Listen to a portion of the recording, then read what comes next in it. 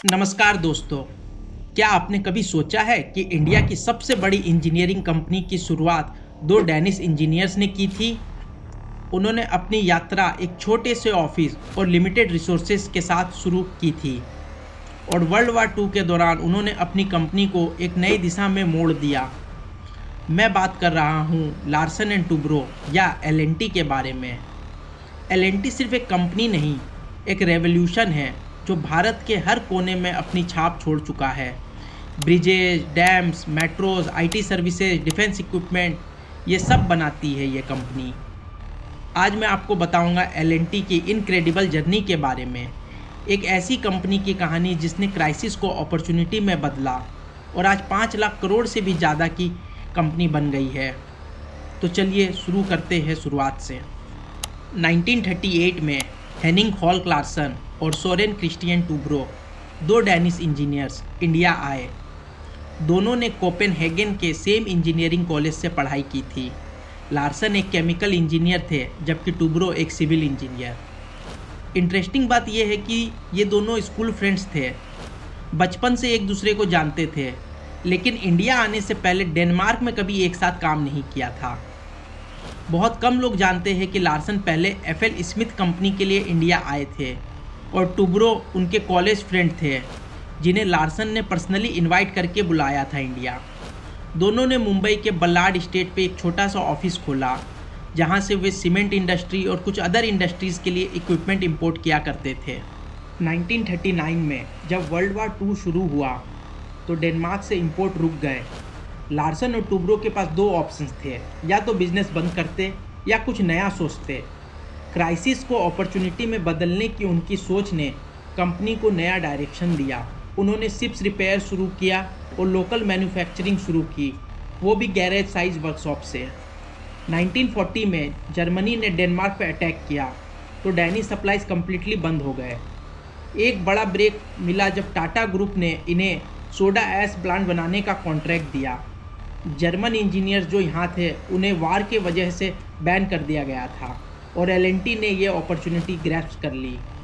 1944 में पहली वर्कशॉप बॉम्बे में खोली और 1950 तक ये पार्टनरशिप एक पब्लिक लिमिटेड कंपनी बन गई। ये था एल का जन्म की कहानी। युद्ध के तूफान में एक छोटी सी कश्ती से शुरू हुआ सफ़र।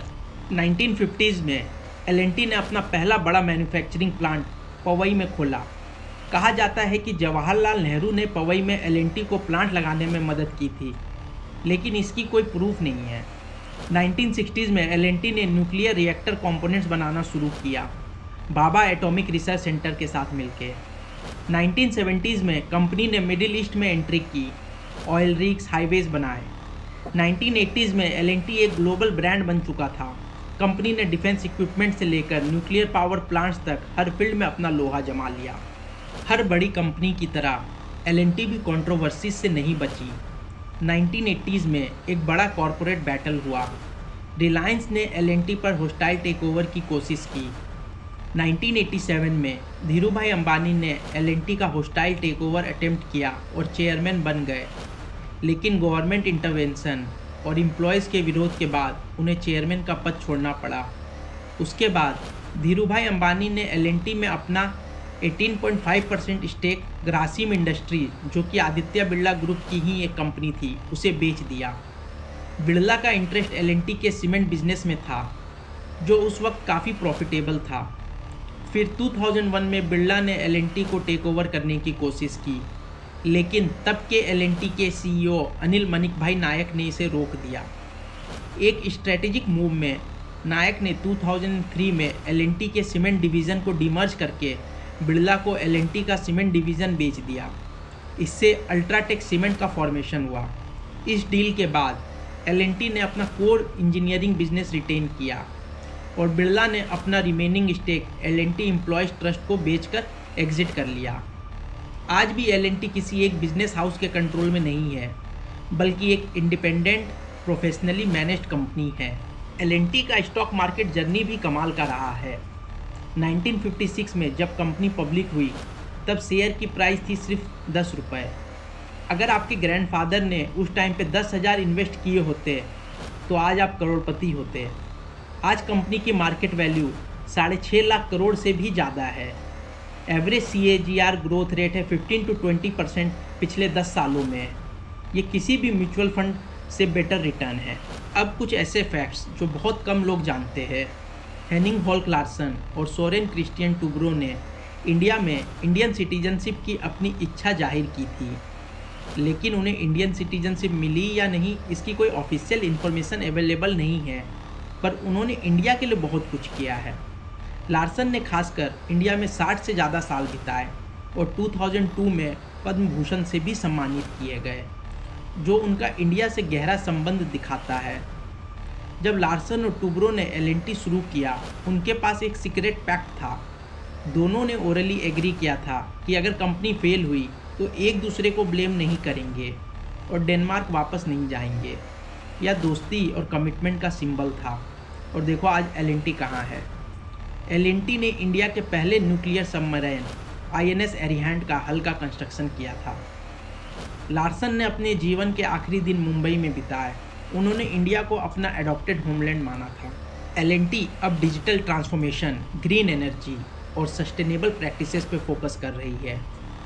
उनका प्लान है लक्ष्य 2026, रेवेन्यू और ऑर्डर्स डबल करने का टारगेट। ग्रीन एनर्जी रेवोल्यूशन में L&T बड़ा इन्वेस्टमेंट कर रही है, चाहे वो सोलर प्लांट्स हो, विंड एनर्जी हो, हाइड्रोजन प्रोजेक्ट्स हो या इलेक्ट्रोलाइजर मैन्युफैक्चरिंग। डिजिटल ट्रांसफॉर्मेशन में AI, रोबोटिक्स और ऑटोमेशन पे फोकस है।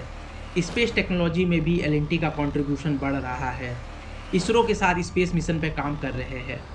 डिफेंस सेक्टर में भी एक्सपेंशन जारी है। इंडियन आर्मी के लिए लाइट टैंक्स DRDO के साथ मिलकर बना रहे हैं और नेवी के लिए सबमरीन्स और वारशिप्स। ग्लोबल मार्केट में और पेनिट्रेशन बढ़ रहा है, चाहे वो मिडिल ईस्ट हो, अफ्रीका हो, साउथ ईस्ट एशिया हो, नए प्रोजेक्ट्स कर रहे हैं। सस्टेनेबिलिटी पे भी फोकस है, कार्बन फुटप्रिंट कम करना चाहते हैं। L&T का विज़न है इनोवेशन और इको फ्रेंडली ग्रोथ का परफेक्ट बैलेंस। तो दोस्तों, ये थी L&T की कहानी। 2 डैनिश इंजीनियर्स के सपने से लेकर एक ग्लोबल इंजीनियरिंग जाइंट तक का सफ़र। क्या आपको लगता है कि L&T भारत का सबसे अंडररेटेड बिजनेस एम्पायर है? कमेंट करके ज़रूर बताएं।